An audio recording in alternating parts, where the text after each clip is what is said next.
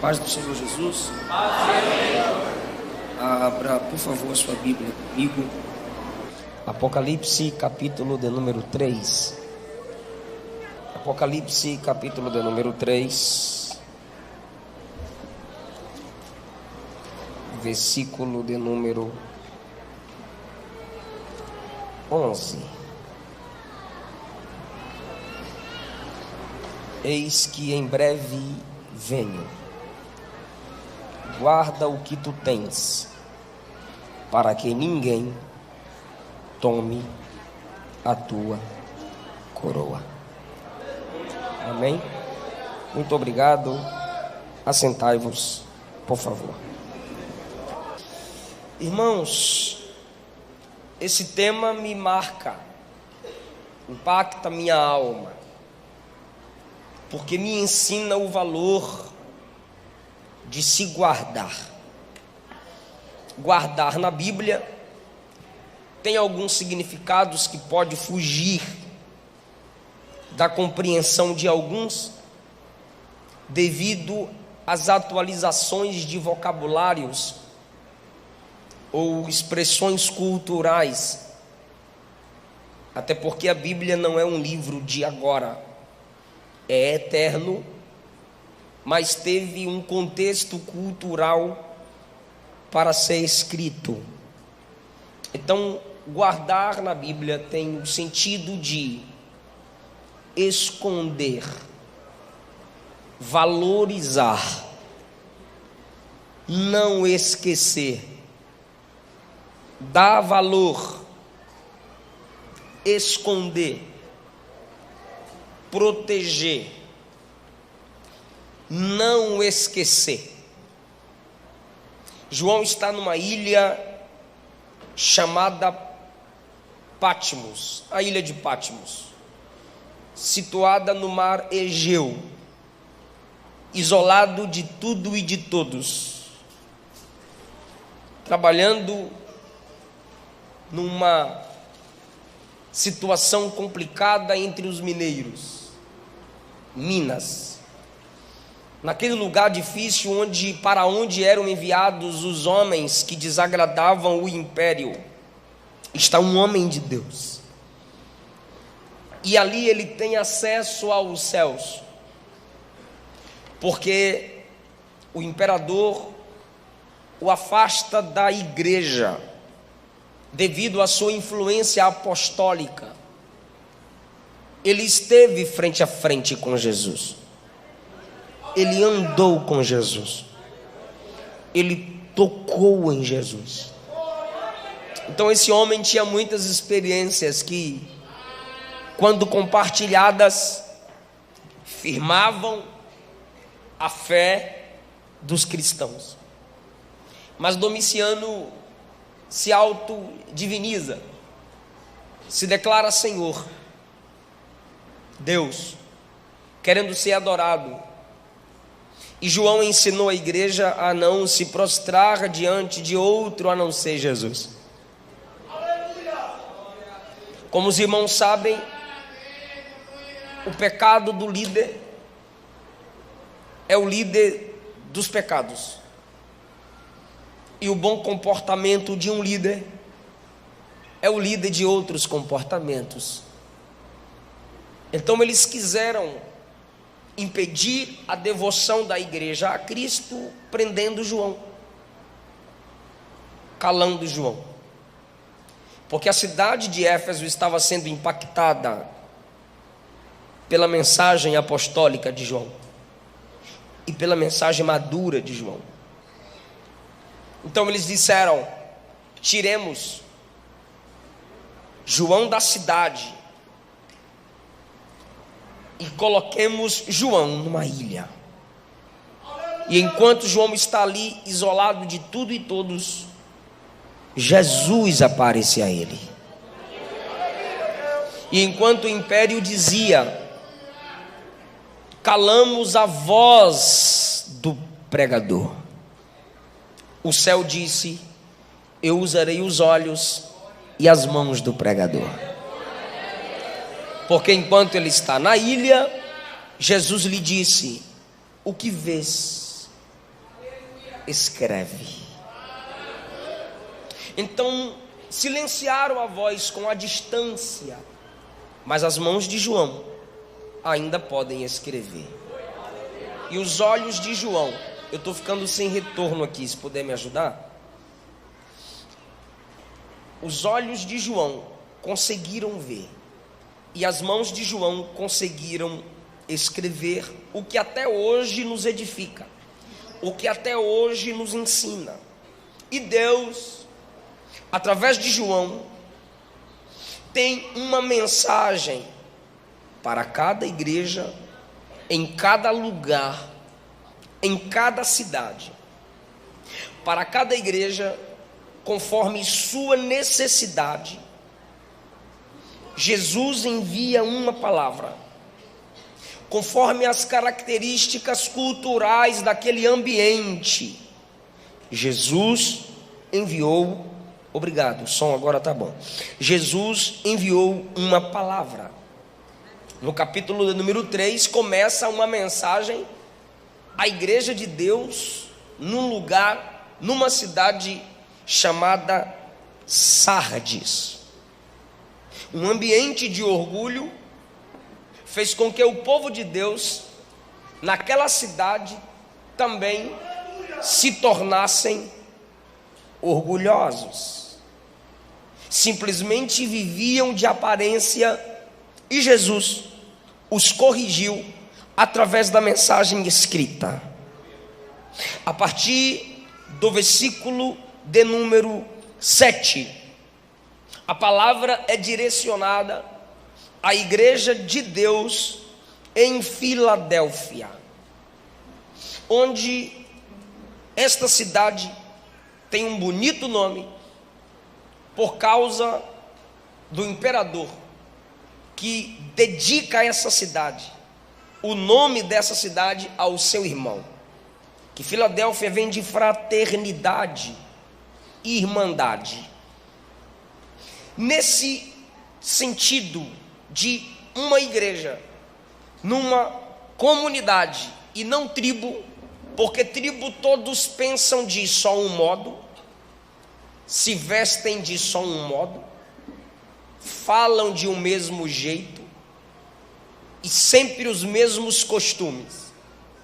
Comunidade é um povo que sabe viver entre os diferentes. Então a igreja começa e continua assim. Pessoas diferentes que conseguem se entender, apesar das diferenças raciais, culturais e de origem. Essa igreja tem a base da comunhão. Só que os irmãos sabem que sob o Império Romano, a idolatria era divulgada. Então a esta igreja Jesus vai se apresentar com uma característica linda. Ele diz no versículo 7, quem está escrevendo aqui, a esta igreja, onde costumeiramente tudo é fraternidade, tudo é comum, por causa da irmandade, tem um que é diferente, tem um que está acima de tudo que vocês conhecem e concordam. E quem é ele? Jesus. Ele diz no versículo 7, estas coisas diz aquele que é santo. Tudo para vocês aí é comum, tudo para vocês é normal, porque vocês valorizam a fraternidade. Vocês habitam numa ambiência onde se é pregado o amor, independente das diferenças. Mas ali há uma igreja estabelecida. E onde há uma igreja estabelecida, esta igreja não se amolda aos costumes ao redor. Então, mesmo num ambiente onde o nome da cidade vem da fraternidade, da irmandade, da união, onde tudo é aceito, o que importa é a paz e nada é diferente, ninguém é superior, chega uma carta e passa pela mão do pastor da igreja, e quando o pastor da igreja começa a ler a carta, o remetente diz assim: eu sou diferente. O remetente diz assim: eu sou cortado. O remetente diz assim: eu sou fora do comum. Quem está escrevendo a vocês, eu estou dando os significados. Aí quando eu falar a palavra que todo mundo conhece, você capta. Quando o pastor está lendo a carta, o pastor diz: gente, a carta para nós começa assim, ó. Isto diz aquele que é diferente. Isto diz aquele que está acima. Isto diz aquele que é fora do comum. Isto diz aquele que é santo.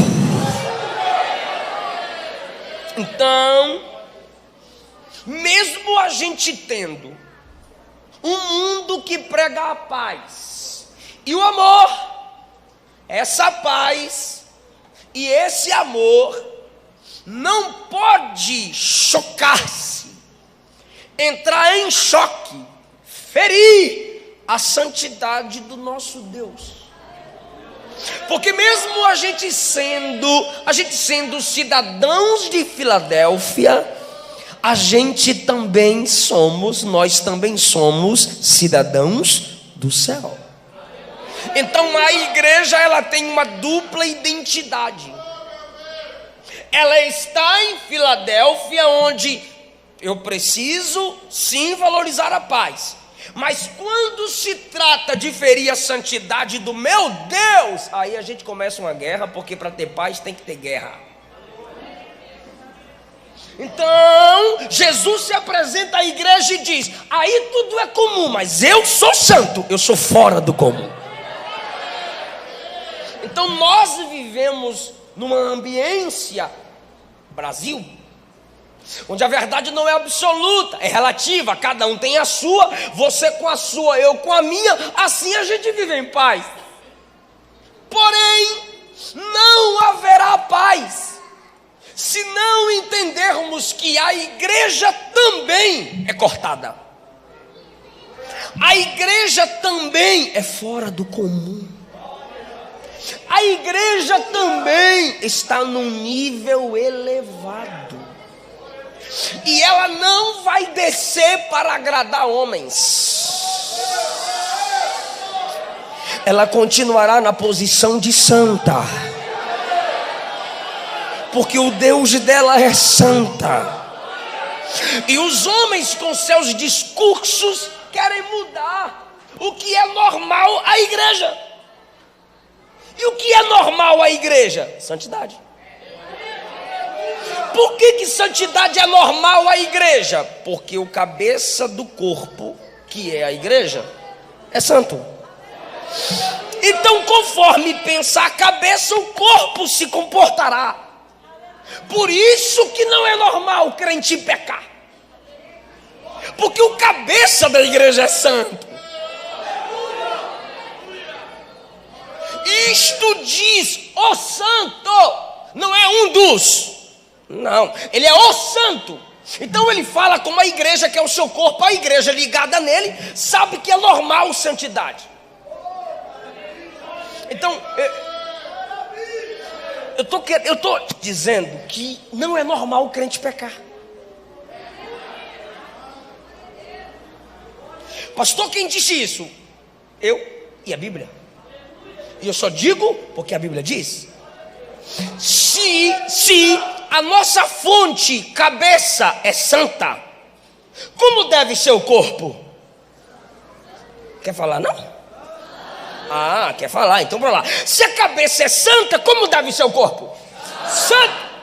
Pastor, mas às vezes o membro se fere. Ok, aí ele chora. Por que ele chora? Porque não é normal. pecar. Por que confessa? Por que se entristece? Por que pede para Deus não desistir dele? Porque não é normal pecar. Então, para o ímpio é normal pecar. Não se assuste com a violência entre os ímpios. É normal, é a natureza deles. Não se assuste com a imoralidade entre os ímpios. É normal, é a natureza deles. Agora você quer saber por quê? Principalmente na mídia. Você lê assim, ó: pastor faz isso e aquilo, cantor gospel faz isso e aquilo. Não dão ênfase tão grande a ímpios quanto dão aos erros de crentes. Aí nós queremos protestar e dizer: respeite nós. Ok, respeitar como? Não fale dos nossos erros. Mas como não falar dos nossos erros? Sabe por que eles se assustam com nossos erros? Porque eles sabem que não é normal a gente errar.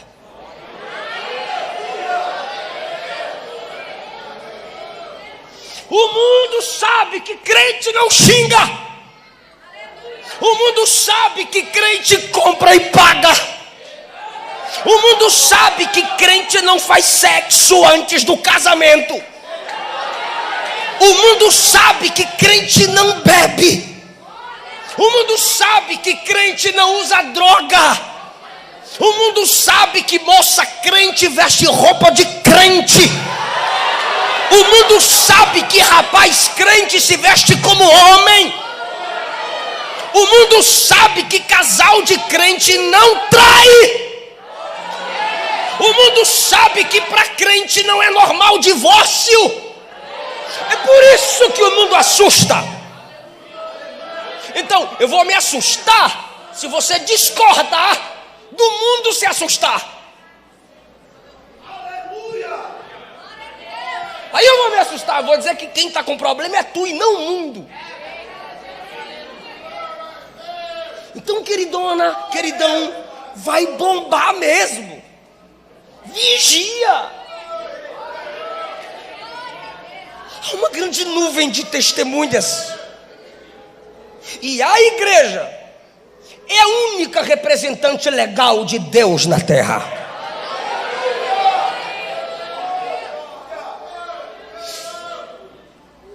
Estas coisas diz aquele que é santo e que é verdadeiro. Ou seja, não há outro como eu. Ninguém fala como eu falo. Todos são ecos. Eu sou a voz. Há muitos irmãos, mas de todos ele é o unigênito. Por que Deus enviou o seu filho unigênito e não primogênito? Porque primogênitos perdiam a herança. O Antigo Testamento está cheio disso. Mas o unigênito, primogênito é o primeiro, unigênito é único. Por isso ele começa o Apocalipse dizendo: eu sou o alfa e o ômega. Ele está dizendo: eu sou o primeiro e o último. Peraí, ou você é o primeiro ou você é o último. Jesus não, ele é primeiro, é último, porque ele é único, não tem ninguém como ele. Vocês estão cercados de vários ídolos. Eu sou único. Vocês estão cercados de vários irmãos. Nenhum irmão é como eu. Por isso ele diz: eu sou verdadeiro. Por isso ele sempre dizia assim, ó: em verdade vos digo. Ele está dizendo: o que eu digo é a verdade, porque a verdade que digo reflete a verdade que sou. João 14: eu sou o caminho que você segue. Eu sou a verdade que você crê. E eu sou a vida que você herda quando anda por mim, quando crê em mim. João 15 ele disse: eu sou a videira verdadeira. Quando ele diz eu sou verdadeiro, ele está dizendo assim: em mim não há engano. Eu sou todo original. Glória, pois, seja dada ao nome dele. Ele ainda diz: eu tenho a chave de Davi. Os judeus que estavam se convertendo, ou pelo menos fingindo, sempre honraram Davi. Se tem um nome que judeu valoriza, Davi. Mateus escreve o seu evangelho para provar que Jesus é rei. E quem estuda a Bíblia sabe que primeiro veio Abraão, Isaac, Jacó, José, seus filhos, para depois chegar Davi. Mas quando você lê Mateus, você vê escrito assim na genealogia: Jesus, filho de Davi, filho de Abraão. Primeiro coloca Davi, porque Mateus quer provar que Jesus é rei. Então havia judeus nessa igreja. Olha o que diz, escuta, olha o que diz o versículo 9: eis que eu farei aos da sinagoga de Satanás. Porque quando o povo voltou do cativeiro, o templo não estava construído, eles disseram: precisamos de um lugar para nos reunirmos e cultuarmos. E o que fizeram? Sinagogas. Um local para que o culto começasse era necessário ter 10 homens. Do lado de fora o pátio das mulheres e dos gentios. Os homens ali reunidos começavam o culto. E o culto era a leitura da palavra de Deus escrita. Só que, olha o que diz o versículo 9: eles dizem judeus, não são, mas mentem. O judeu aqui é no sentido de tradição. O judeu aqui é aquele que conhece a lei, aquele que conhece o Antigo Testamento. O que a gente chama de Antigo Testamento para eles é lei ou antiga aliança. Judeu é aquele que conhece a antiga aliança. Aí Jesus diz: esses que se dizem judeus, mas não são e mentem, esses que se dizem conhecedores da antiga aliança, mas não conhecem nada. Por quê? Porque eles não me honram como filho de Davi. Se eles conhecessem a história de Davi, eles saberiam que eu sou o sucessor direto do trono de Davi. Escuta isso. Eles diziam que Jesus não era o sucessor do trono de Davi. Eles diziam que Jesus não era o Messias, como até hoje muitos judeus dizem. Aí Jesus diz assim: eles é que não são judeus, eles mentem. Eu sou o verdadeiro, eles mentem. Ou seja, tem gente que está pegando. Eles querem distorcer a palavra sobre mim, porém distorcidos são eles. Não há engano em mim. É o que Jesus está dizendo. Eles mentem. Se dizem conhecedores, mas não são. Aí Jesus diz assim: eu tenho a chave de Davi. O que é chave? A autoridade para abrir e fechar. Eu tenho a chave de Davi. O que é que Davi fez? Escute isso. Davi fugia. E por onde Davi fugia, ele ia conquistando territórios. Por isso que nenhum exército nunca venceu Davi. Pergunta para mim por quê? Porque Davi conhecia qualquer buraco que o inimigo poderia se esconder. Então quando o inimigo pensava: vou me esconder aqui, Davi diz: o caminho que ele está tomando, ele vai se esconder em tal lugar, manda exército para lá. Pronto. Ninguém fugia de Davi. Então Davi era conquistador de territórios. Aí Jesus diz: eu tenho a chave de Davi. Como Davi fez, eu continuo o quê? Conquistando territórios. E não há inimigo que se esconda do meu olhar, porque eu conheço tudo. Eu tenho a chave de Davi. Ou seja, Davi vai gerando filhos. Davi, Salomão, Roboão, até chegar Jesus. Jesus é descendente de Davi. Então ele olhou do céu à terra e disse: eu escolho essa família, essa tribo para vir como homem e herdar o trono de Davi.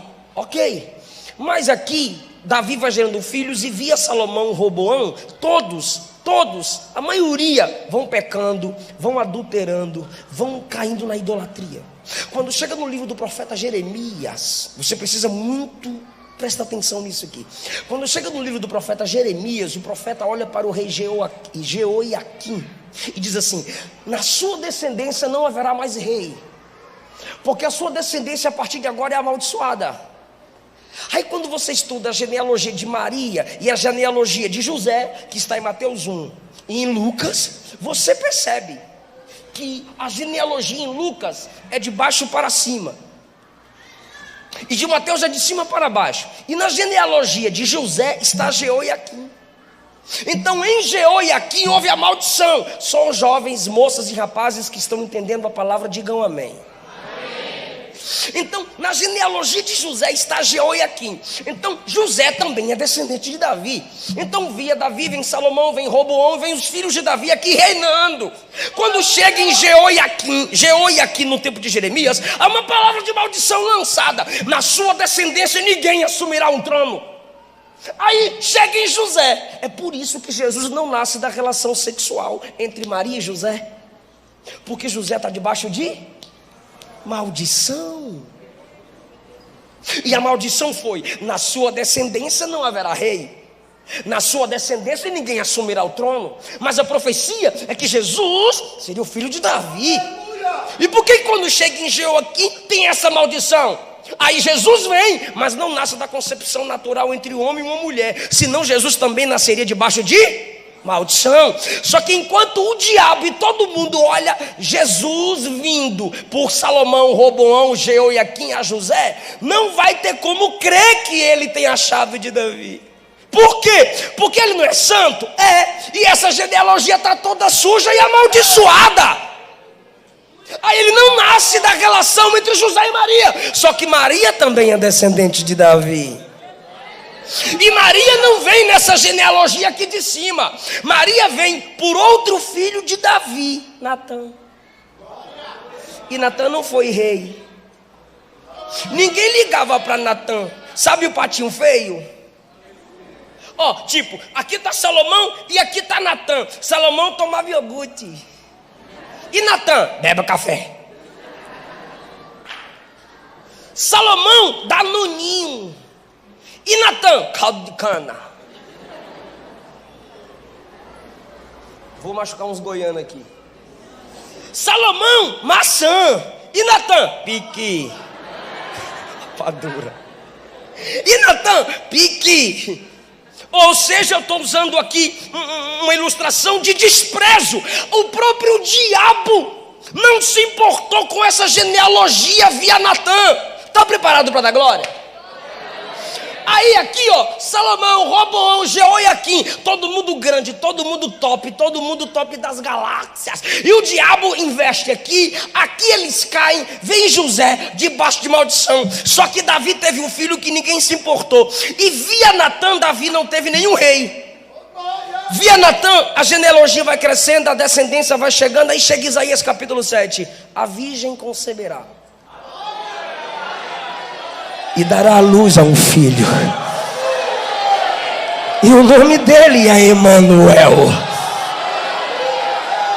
O diabo perturba, porque o diabo não é onisciente. Como assim virgem conceber? Eu tentei manchar Sara lá atrás. Eu vi manchando Raabe. Eu vi manchando tudo, a mãe de Davi. Eu vi manchando tudo. Só que via Natã não tem nenhum rei. Aí nasce Maria via Natã. Aí de Maria vem Jesus. Então Jesus vem de Maria, que na descendência dela não tem nenhum rei antes, só Davi. Então Jesus, vindo de Maria, é o sucessor direto do trono de Davi. Só que os judeus olhavam só cá em cima. E Jesus diz: vocês não se lembraram de Natã. E eu vim via Natã. Eu tenho a chave de Davi. Aleluia! Assim como todos temiam Davi, todos devem temer o meu governo. Assim como o melhor reino em Israel foi o reino de Davi, o melhor reino é o meu. Eu estou falando de Jesus. E tem gente que se alegra quando o pregador fala de Jesus. Então eu estou explicando o remetente, a apresentação do remetente. Eu sou santo, eu sou verdadeiro, eu tenho a chave de Davi. Aquele que abre e ninguém fecha, fecha e ninguém abre. Ele está dizendo: eu controlo, eu domino, eu sou soberano. Quando você chega em Apocalipse capítulo número 5, o que que tem? Escuta, quando você chega em Apocalipse 5, o que que tem? Um livro selado na mão do Pai, e ele está lá. João diz: ninguém pode abrir o livro fechado. Um anjo forte fala com João: quem é digno de abrir o livro e desatar os 7 selos? Se eu fosse João, eu diria: tu não é forte, abre tu. Aí o anjo ia olhar para mim e dizer assim: eu sou forte, mas não sou digno. Aí João vê milhares e milhares de anjos cantando. Se eu fosse João, eu olharia para milhares e em vez de chorar, porque João chora, irmão. Eu para chorar é uma luta. Aí milhares e milhares de anjos cantando. Eu ia olhar para milhares e milhares de anjos cantando e diria: vocês são muitos. Vai lá na mão do Pai e pega o livro. Eles diriam: somos muitos, mas não somos dignos. Aí tem 24 anciãos, símbolos de governo, organização e maturidade. Eu ia dizer: 24 anciãos, vão lá. Vocês estão aqui há tanto tempo, por isso que são anciãos. Vão lá e pega esse livro. Eles diriam: temos maturidade, mas não temos. Temos maturidade, mas não temos dignidade.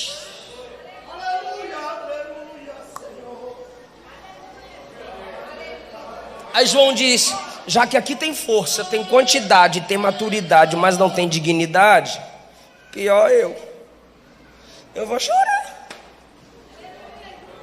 Aí enquanto João chora,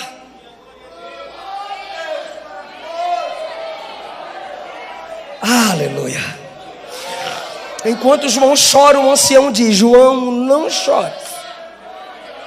Eis aqui, chegou o leão de Judá, a raiz de Jessé. Quem é Jessé? Pai de Davi, o descendente de Davi, que venceu. Não adianta ser forte, tem que ser vencedor. Não adianta ter quantidade, tem que ser vencedor. Não adianta ter maturidade, tem que ser vencedor. E no reino de Deus, vencer gera dignidade. Que venceu para abrir o livro. Opa, eu sou aquele que tem a chave de Davi, que abre o que ninguém fecha, mas também abre o que está fechado. E de repente João olhou e viu um cordeiro no trono. E ele diz que o cordeiro se levantou, que é Jesus, pegou o livro e abriu selo por selo, dizendo: eu controlo a história.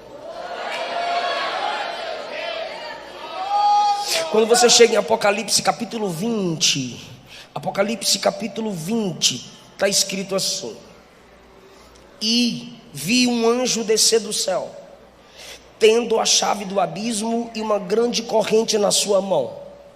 E ele prendeu o dragão, a antiga serpente, que é o diabo e Satanás. Um anjo sem nome vai prender o anjo caído, que tem 2 nomes, diabo e Satanás. E o prendeu por 1000 anos, 3, e o lançou no abismo, e ali fechou, o trancou, o encerrou, e pôs sobre ele um selo, para que não mais enganasse as nações, para que se cumprisse 1000 anos, e após isso ele será solto, mas não antes disso. Porque quando ele fecha,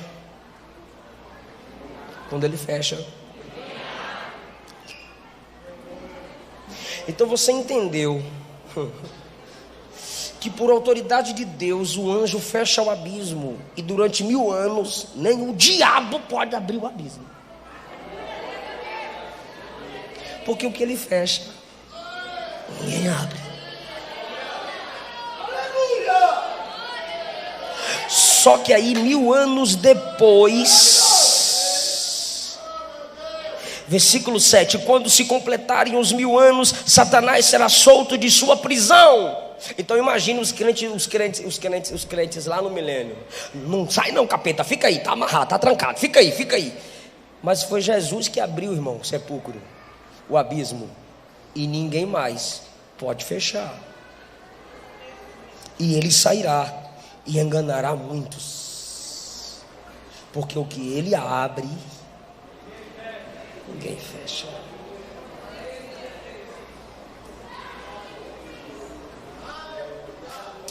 E quando você chega em Apocalipse capítulo de número 21,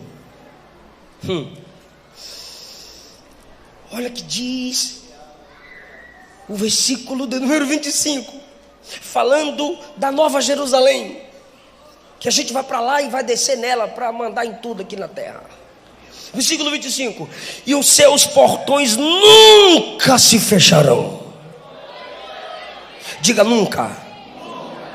Porque o que ele abre, não, agora eu falo e tu responde. O que ele abre, nunca se fecharão, porque o que ele abre, ninguém fecha. Mas ele também fecha, e ninguém. Está aqui no versículo 27 do capítulo 21.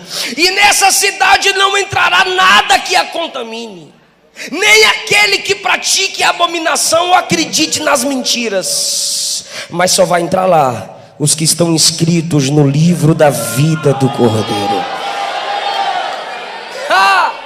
É esse Deus aqui que está se apresentando à igreja em Filadélfia.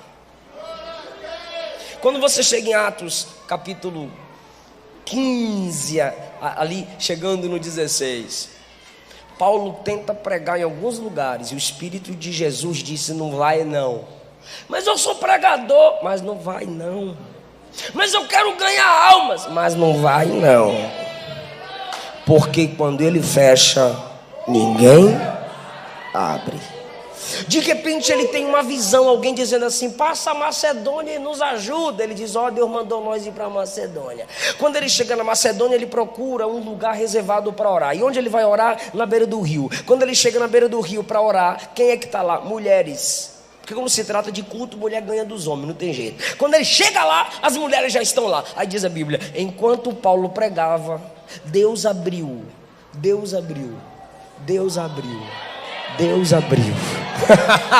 Fecha a porta dos lugares e abre o coração de uma mulher, Lídia. E quando Deus abriu o coração dela, ela e a família foi salva.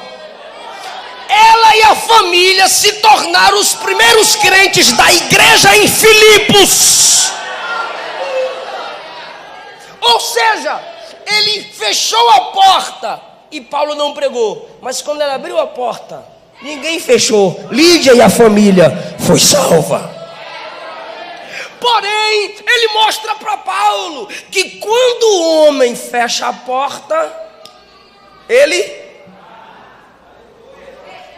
Prenderam os homens de Deus, e à meia-noite o Senhor envia terremoto.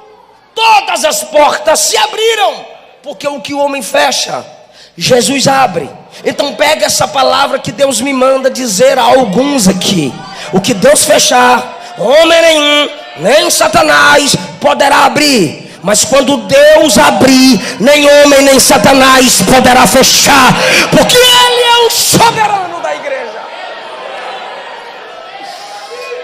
É esse Deus que eu sirvo, é esse Deus que adoramos, e é esse Deus que eu gosto de pregar. Ele diz no versículo 8: eu conheço as suas obras, porque a igreja tem que ter obra. Olha o versículo 8: eis que tenho posto diante de ti uma porta aberta, e nenhum homem pode fechar. Porque tens pouca força, mas tem guardado a minha palavra, e não negaste o meu nome. Tem pouca força, mas tem a palavra e tem o nome de Jesus. Versículo 9 eu já falei, os homens da sinagoga de Satanás. E o Senhor diz assim: farei com que venham e reconheçam prostrado aos seus pés que eu amo vocês. Diga: Jesus nos ama. 10, porque você guardou a palavra da minha paciência, eu também te guardarei. Mais uma vez a palavra guardar. Da hora da tentação que virá sobre todo mundo. Aí no 11 ele diz: eis que em breve venho, guarda o que tem, guarda o que tem, guarda o que tem. Então aqui eu tenho 3 coisas para dizer que você precisa guardar e eu encerro a mensagem. Primeira coisa que você precisa guardar, primeira coisa que você precisa valorizar, é o anjo da igreja. Guarda o que? Para de graça. Guarda o que? Tem. Aí a carta começa assim, ó: ao anjo da igreja. O Senhor diz assim no livro de Jeremias: eu vos darei. Foi eu. Eu vos darei pastores segundo o meu coração. A igreja não é dada a líderes. Líderes são dados por Deus à igreja. Aí eu te pergunto: o que se faz com presentes? Se guarda, se valoriza. Porque tem presente que guardar é desvalorizar, né? Então se valoriza. Não esquece. Ao anjo da igreja que está em Filadélfia, lá Deus estabeleceu um líder, lá Deus estabeleceu um pastor. Aí no versículo 11 diz: guarda o que tem. O que aquela igreja tinha? Um anjo. E o que aquele anjo fazia? Ao anjo da igreja que está em Filadélfia, escreve. Então a mensagem, antes de chegar na igreja, passava na mão do aleluia. Com esse aqui eu tenho liberdade, é meu aluno lá na passava na mão do anjo da igreja, passava na mão do pastor. Ou seja, o pastor pegava a carta e lia para a igreja. Por isso que quando você lê Apocalipse capítulo 1, versículos 2 e 3, mais ou menos por ali, você vê escrito assim, ó: bem-aventurado aquele que lê. E aqueles, plural, bem-aventurado aquele que lê, o pastor, e aqueles que ouvem, a igreja. Porque nem todos tinham acesso à Bíblia como todos temos hoje. Então o pastor lia a carta, e a igreja sentadinha escutava o que estava escrito na carta, lida pelo pastor. Então ela era obrigada a valorizar o pastor, porque toda a carta passava pela mão do anjo, e sem um anjo não ia ler a carta. Então uma igreja precisa guardar seus líderes. Eu sou co-pastor em um campo aqui em Goiânia. O meu pastor pode me dar uma ordem que vai me deixar com raiva, mas eu tenho que obedecer mesmo com raiva, porque acima do sentimento está a obediência. Mas essa raivinha minha não me dignifica a chegar no corredor da igreja e criar contendas. Essa raivinha minha não me dá o direito de, enquanto volto para casa, e falar mal do meu pastor e meu filhinho escutando. É por isso que tem adolescente, filho de crente, que odeia a igreja, porque os pais saem do culto falando mal dos seus pastores. Então o paizão se acha o herói. Eu falo mesmo, meu filho está vendo aí que eu falo mesmo. Não, na realidade você é um fracasso, porque você seria herói de verdade se você procurasse o pastor e falasse para ele. Então você é covarde, porque fala por trás e alimenta mágoa no coração de seus filhos. Guarde seu líder. 1 Tessalonicenses capítulo 5, versículo 12: honrai aqueles que vos presidem e trabalham entre vós.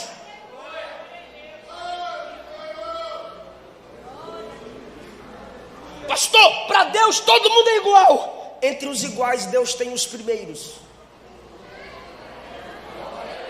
Hebreus capítulo 13, versículo 7: honrai os vossos pastores que vos pregaram a palavra, imitai-lhes a fé. Hebreus 13:17. Obedecei aos vossos pastores, porque eles se comportam como quem dará conta de vossas almas. E se vocês desobedecerem, eles pastorearão com tristeza no coração, e isso não será benefício para vós.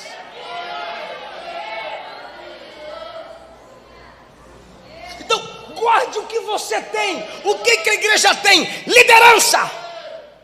Está na moda esses reformodinhas, esses frustradinhos ministerialmente, esses neocalvinistas, esses fofoquitas de igreja,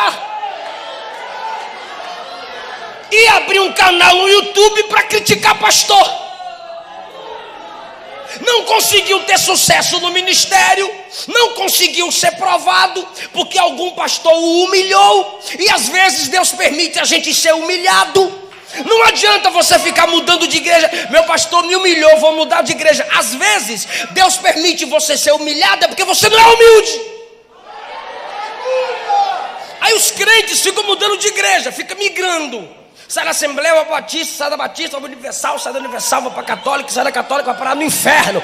Em vez de mudar de igreja, muda de vida, muda de atitude, muda de comportamento, aprende. E aí a gente sai da igreja dizendo: os humilhados serão exaltados. Quem me viu passar na pave não me ajudou, quando me viu na mesa vai me arrepender. Olha, ela não gosta que eu fale da música da Damares.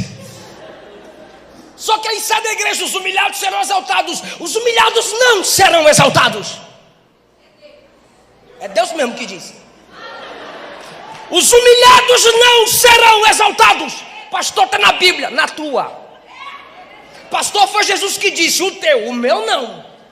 O que Jesus disse, pastor? Aquele que a si mesmo se humilhar, este o Pai o exaltará.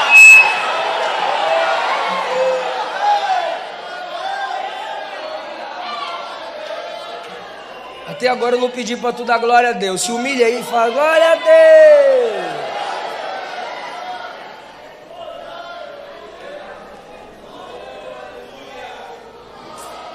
No corredor da minha igreja, pastor, o irmão me chamou. Pastor João Pereira, o irmão me chamou. Pastor Darlan, tal, e falando mal do pastor. E no corredor da igreja, e crente passando para lá e para cá, e toda hora eu via que as irmãs fofoquitas passavam, que toda igreja tem as irmãs fofoquitas. E aí ele falando aqui, e aí eu colocando a mão no bolso, e ele descendo a lenha, e ele descendo a lenha. Eu fui no contato, tô ouvindo, pastor, Darlan, você tá ouvindo, pastor? Tô, pode falar, meu filho. Precisa lá? O fulano aqui quer falar com o senhor. Eu falei: vou passar para ele aqui. Ele confundiu, não é o senhor, não. Nunca mais. Para mim não fala, não. Eu não sei onde eu li isso. Se Pedro fala mal de João, você conhece mais Pedro do que João. Entendeu não, né? Eu também não entendi, vou falar de novo. Vou falar de novo. Aqui é você. Aqui é Pedro. Não, aqui é ele. Aqui é Pedro e tu é João. Amém?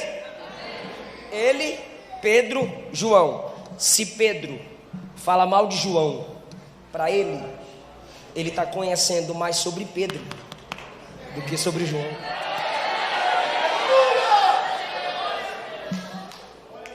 E se ele chega para João e diz: Pedro falou mal de tu 1 hora, tu está conhecendo mais ele do que Pedrão.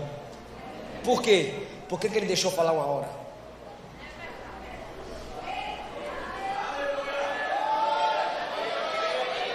Nem vou pedir para dar glória, né? Ao anjo da igreja que está em Filadélfia, guarda o que tens. Então Filadélfia tinha um pastor, Filadélfia tinha um líder, Filadélfia tinha um anjo. E seu anjo, seu pastor, precisa ser guardado. Segunda coisa que eles deveriam guardar: tu tens pouca, fala força, A força está pouca mesmo, irmão. Tu tens pouca força. Foi o Senhor que disse. Mas está falando para a igreja, pastor, a igreja é forte. Não, ele está dizendo, tu tens pouca força. Claro, Deus está pegando um gancho cultural. Quando Sardes tremia, Filadélfia também tremia muito. Então as pessoas chamavam de a cidade fraca. Aí Jesus pega o gancho cultural para uma igreja que quando sofria perseguição, seus bens eram tirados. Aí o Senhor diz, tu tens pouca força, pouca influência, pouca fama. Sardes tem muito nome, vocês têm pouco nome, pouca fama, pouca influência. Você tem pouca força. Ei, valorize isso.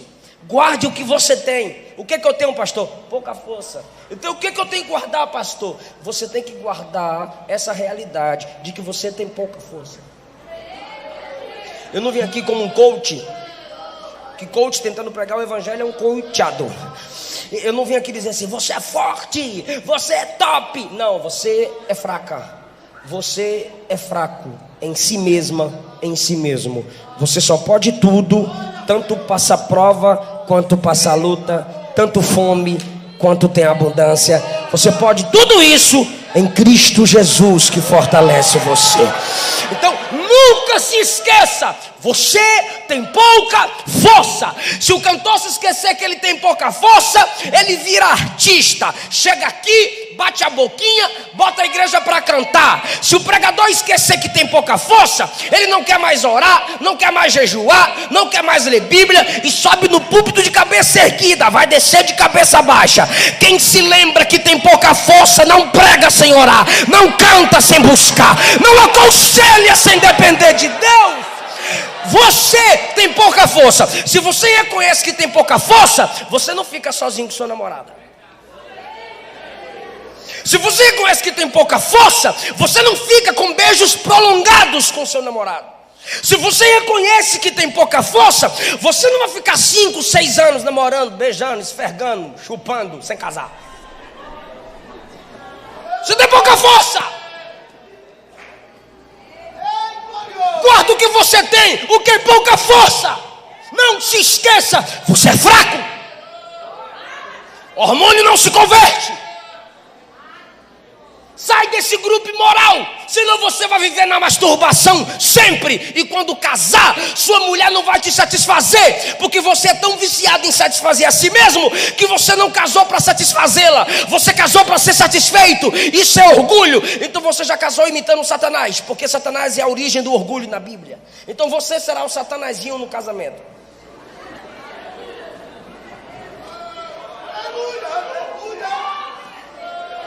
Você tem pouca força, não fique sem congregar. Vou virar um desigrejado, é desviado.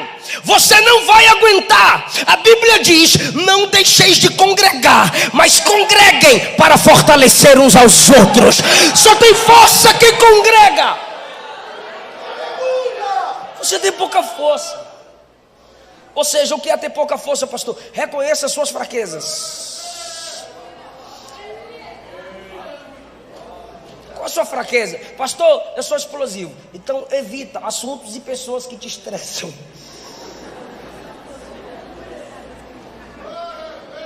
Qual a sua fraqueza, irmão? Pastor, eu roubava muito, eu gosto de um dinheirinho. Então trabalha, irmão, trabalha, meu querido. E dizima, meu filho.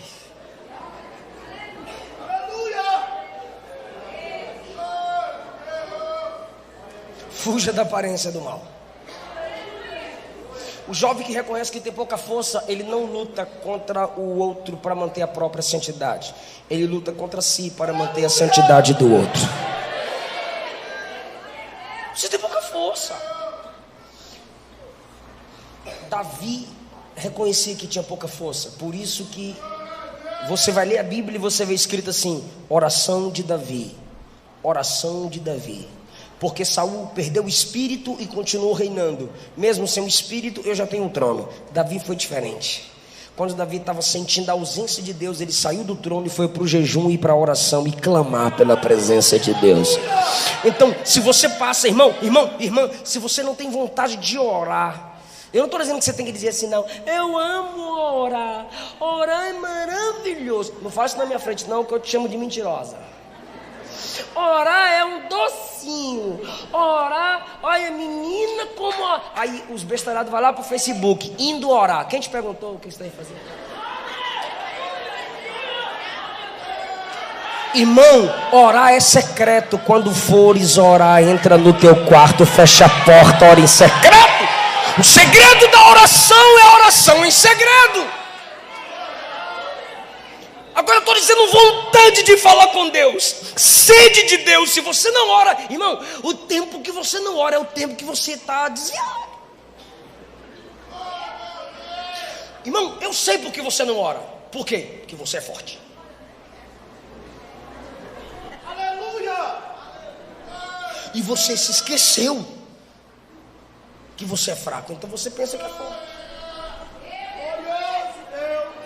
Mas quando você chega na igreja, jovem, sabe? E vê as irmãs orando, porque sempre as irmãs chegam primeiro que a gente, os pastores orando.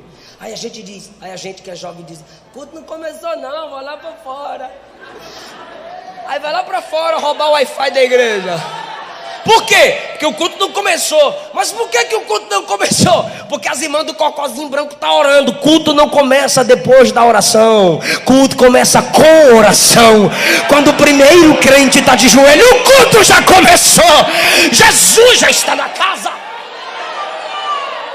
Aí, quando você vê um crente orando, aí você diz, olha lá, ó, ali é forte, ali é top, ali é forte. Por quê? Porque está orando. Ali não tem pecado não, ali é toda santa. Ali é mulher de... Ali é vaso. Ali é do manto. Ali é forte. Ali não faz nada que eu faço. Por quê? Porque está orando. Chega lá perto.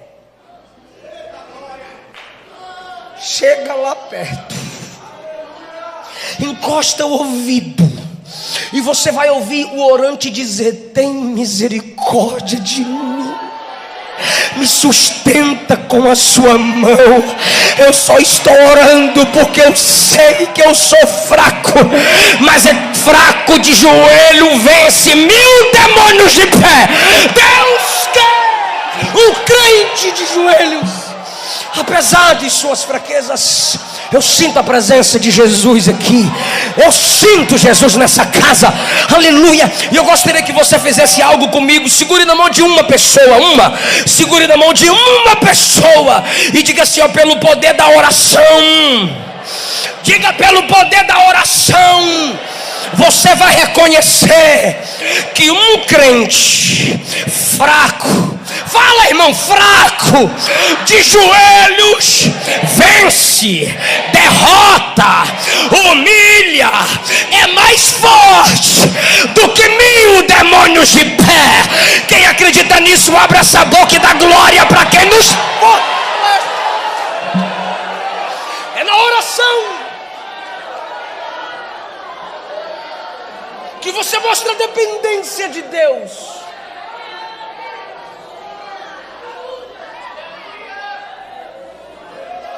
Guarde isso.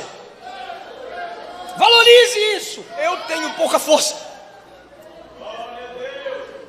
Se eu começar a falar, eu explodo, então eu vou ficar calado. É minha fraqueza. Você tem que descobrir sua fraqueza e não ficar falando para todo mundo. Para de dar água para Satanás.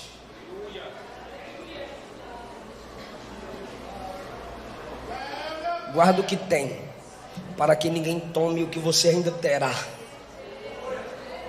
A coroa. Agora, olha só que coisa linda. Isso é para quem já leu, porque eu fui versículo por versículo. Quem estava ligado pega, quem não estava não pega. Eu não vou repetir. Ó, tens pouca força, mas guardaste a minha palavra. Guarde a palavra. Memória. Então guardar é valorizar. Valorize seu pastor. Guardar é não esquecer. Não esqueça que você tem pouca força. Guardaste a minha palavra. Guarde a palavra. Valorize a palavra. Não esqueça a palavra. Eu sei que as mocinhas, eu sei que as moças, eu sei que os rapazes, os moços, melhor rapaz, né? Ficar mais macho. Os machos, né? Gostam dessas músicas aí, músicas atuais, né? Legal, legal.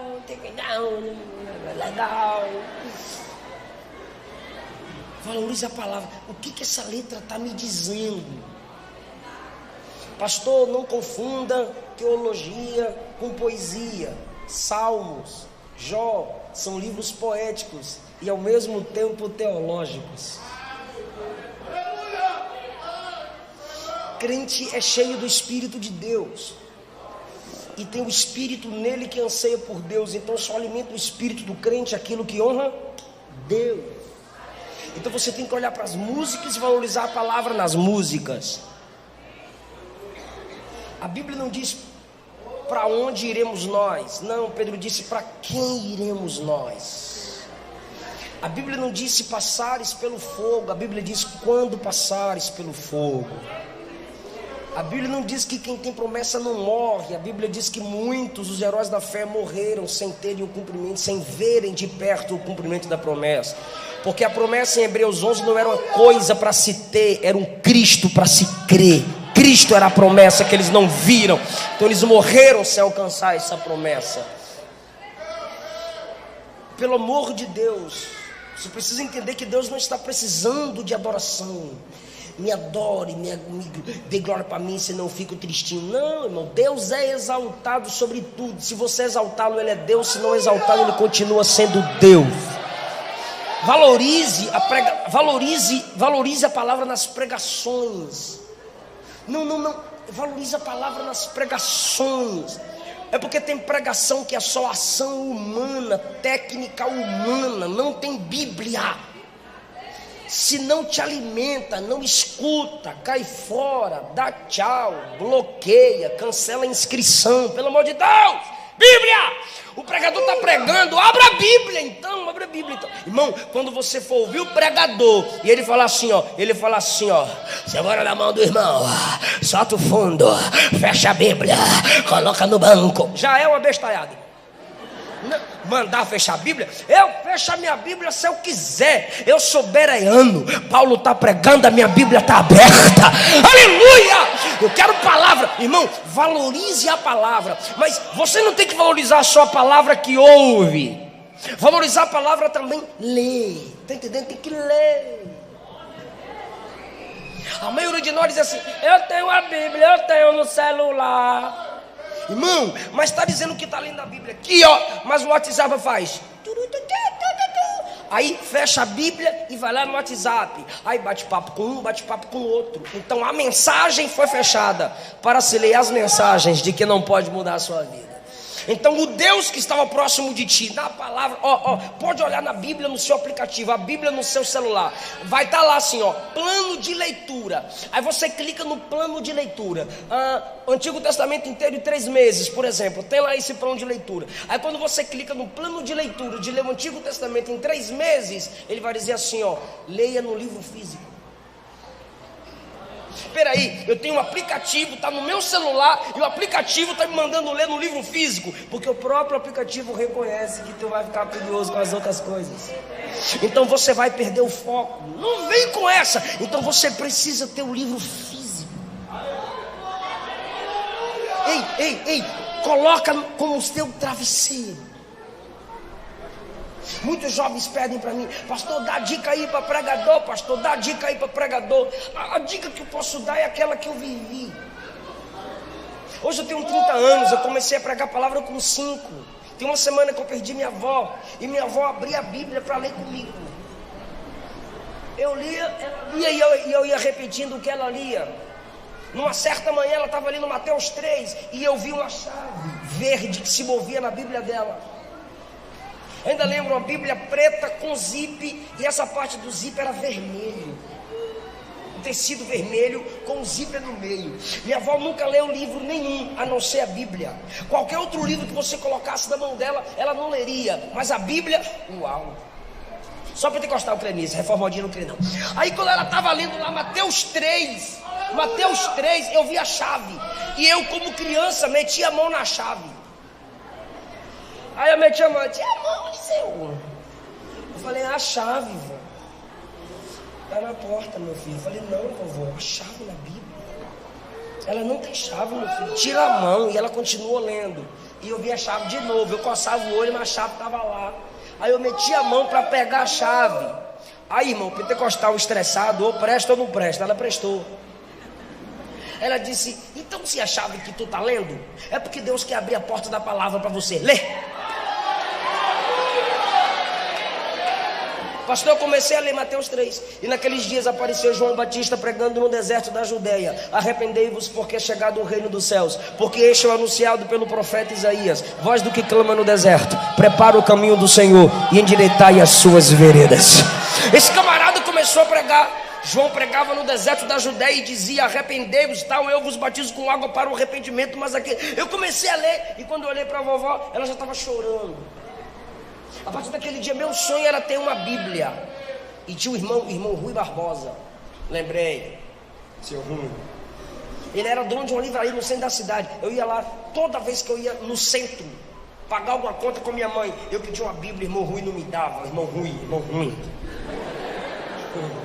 Ele não me dava, amor, nunca te contei. Ele não me deu a Bíblia, amor. Mas aí eu fui numa conferência Adonep e ganhei uma Bíblia. Aí eu ganhei uma bicicleta. E eu pedia caronas quando a bicicleta era minha. Porque era 40, 50 minutos a pé para chegar na escola. Aí eu passava na rua: quem me leva? Eu levo, de bike eu levo os colegas. Eu dizia: então você leva. Por quê? E eu ia lendo Bíblia, com a Bíblia no guidão, eu falo guidão, sou baiano. Vocês falam o quê? Guidão, é nóis. Aí eu botava aqui, ó, no guidão, ia lendo a Bíblia até chegar na escola. Eu prendia aqui com os braços por causa do vento, ia lendo Bíblia. Eu repeti a quinta série umas 3 vezes, irmão. Porque eu levava a Bíblia para a escola. Eu não aconselho ninguém a fazer isso. No intervalo eu ia ler Bíblia. Eu morei só em Brasília 10 anos, em cima da igreja P-Sul, P-Norte. O pastor da igreja era o pastor Gesiel, depois foi o pastor Gedalias.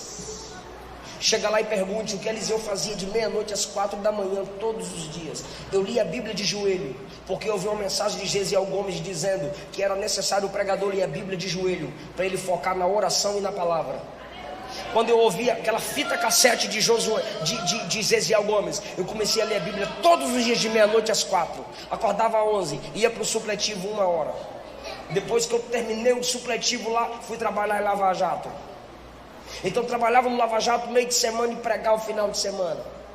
Eu recebia minhas ofertas, eu economizava para comprar meus livros, montar minha bibliotecazinha. Guarde a palavra, valorize a palavra. Precisamos voltar a ler a Bíblia em casa. Esses dias eu tive que abraçar minha esposa e pedir perdão a ela. Eu dizia: você não está lendo Bíblia. Aí ela: amor, vai ler Bíblia. E a Luana ficava calada. Aí 4 dias atrás, eu estava lá no meu escritório. Aí eu peguei as 3 Bíblias da minha esposa. Eu tive que ir lá nela, abraçá-la e pedir perdão. A Bíblia dela toda marcada, toda riscada de Gênesis a Apocalipse. Eu falei: irmã, lê Bíblia, eu vou lá pedir perdão para ela. Acho que eu tenho que dar uma Bíblia nova para ela. Não tema riscar sua Bíblia. Estou riscando a boca de Deus. Que você é bobo, irmão. Risca, marca. Mas a minha Bíblia vai ficar velha. Bíblia velha, vida nova. Leia a Bíblia. Guarde a minha palavra, porque eu vou guardar você da hora da tribulação que há de vir sobre toda a terra. Quem pode levantar a Bíblia? A biblioteca do Espírito Santo. A palavra que se originou nos céus e foi escrita por homens inspirados pelo Espírito Santo. Se a Bíblia está no seu celular, levanta-se mesmo que eu não gosto, mas levante, está aí a Bíblia. É essa palavra que te dá força para vencer no dia mau. É essa palavra que te faz vencer as mágoas. É essa palavra que te ajuda a perdoar. É essa palavra que aumenta em você a sede pelo Espírito Santo. Esse é o livro que mais foi queimado pela Igreja Católica, mas é o livro que livra os homens do fogo do inferno. Esse é o livro que mais foi trancado, mas é o livro que mais quebra correntes da alma do homem. Esse é o livro de Deus. Fica de pé dando glória ao Deus da palavra.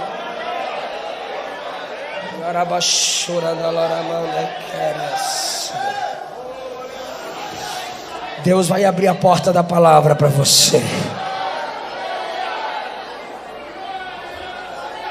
Deus vai abrir a porta da palavra para você. Vem cantar aqui, amor.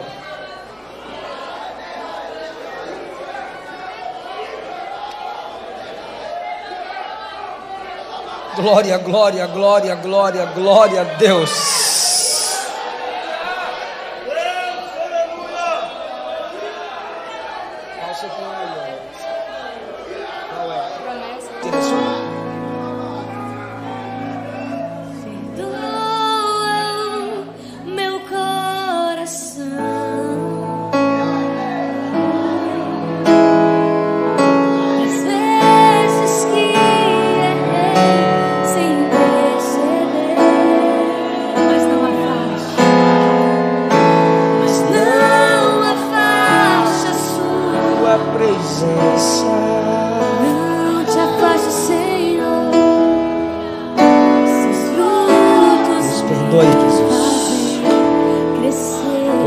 Desvalorizado o que o Senhor valoriza.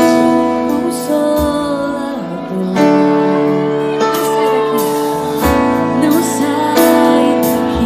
Meu peito dói. Peito dói, minha alma chora. Se o Senhor sair, consolador. Diga, mora em mim.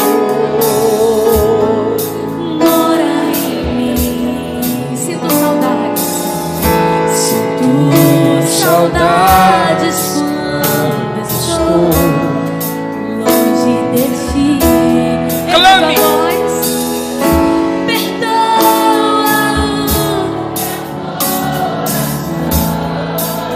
Ele te perdoa. Das vezes que errei sem perceber.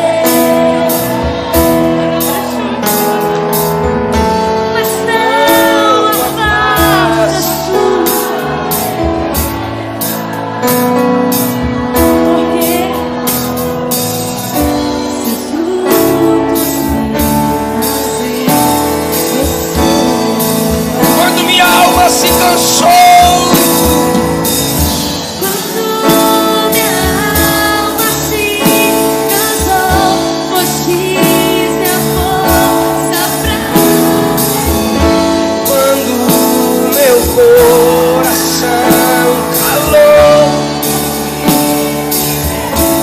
O meu ajudador, o meu consolador,